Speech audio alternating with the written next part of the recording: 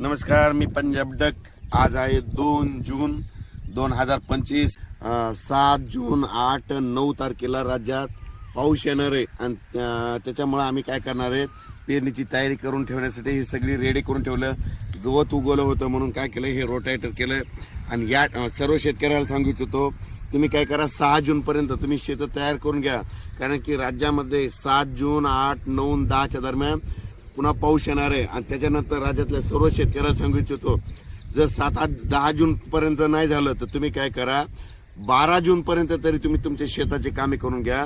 कारण की राज्यामध्ये 13 जून ते 18 जून राज्यात मुसळधार पाऊस पडणार आहे. ठिकठिकाणी वडे नाणे वाहतील असा पाऊस पडणार आहे. म्हणून हा अंदाज लक्षात घ्यायचा.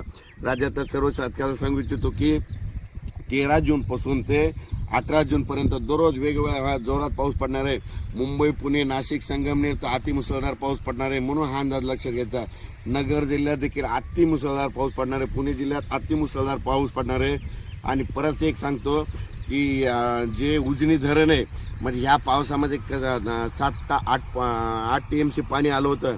तर आता हे जे उद्याचा पाऊस पडेल तर त्याच्यामध्ये उजनीच्या धरणात देखील पाणी येणार आहे. कशामुळे की पाऊस पुणे जिल्ह्यामध्ये, नगर जिल्ह्यामध्ये, जुन्नर तिकडे खूप पडणार आहे.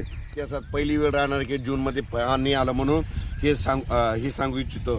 आणि राज्यातल्या परत सर्व शेतकऱ्याला सांगू इच्छितो, 13 जून ते 17 जूनच्या दरम्यान लातूर जिल्हा, नांदेड जिल्हा, बीड जिल्हा, धाराशिव जिल्हा, सोलापूर जिल्हा, त्याच्यानंतर सातारा, सांगली, कोल्हापूर नगर जिल्हा, त्याच्यानंतर संभाजीनगर, जालना जिल्हा, त्याच्यानंतर उत्तर महाराष्ट्रामध्ये धुळे, नंदुरबार, जळगाव, पारगोळा, तसेच बुलढाणा जिल्हा, बुलढाणा, अकोला, अमरावती, वर्धा, नागपूर, भंडारा, गोंदिया, चंद्रपूर, यवतमाळ, हिंगोली, वाशिम, यवतमाळ, यामध्ये सांगायचं झालं सर्व जिल्ह्यात 13 जून पासून ते 18 जून पर्यंत खूप पाऊस पडणार आहे. तुम्ही काय करा, शेतीचे कामे करून घ्या.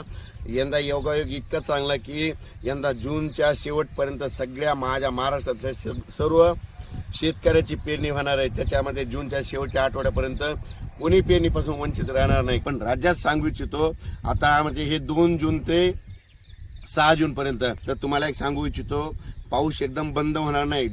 ज्यावेळेस खंड पडतो त्यावेळेस एकदम महाराष्ट्रात कुठंच असा पाऊस पडलेला दिसत नाही. 3-4 तारखेला देखील इकडं विदर्भात देखील, म्हणजे बुलढाणा, अकोला, अमरावती, जळगाव तिकडे देखील थोड्या सरी येणार आहे, 10 मिनिटाच्या 20 मिनिटाच्या. म्हणजे इतका पाऊस पडला की सोलापूरला दरवर्षी सरासरी 550 ते 600 मिलीमीटर पाऊस पडतो. आणि यावर्षी मे महिन्यामध्ये तितका मिलीमीटर, तर म्हणजे खडे देखील फुटलेत, विहिरीला पाणी आल्यात, विहीर ओसंडून वाहत आहे. इतका पाऊस सोलापूर जिल्ह्यामध्ये पडलाय. अचानक वातावरणात बदल झाला, उद्याच एक मेसेज दिला जाईल. धन्यवाद.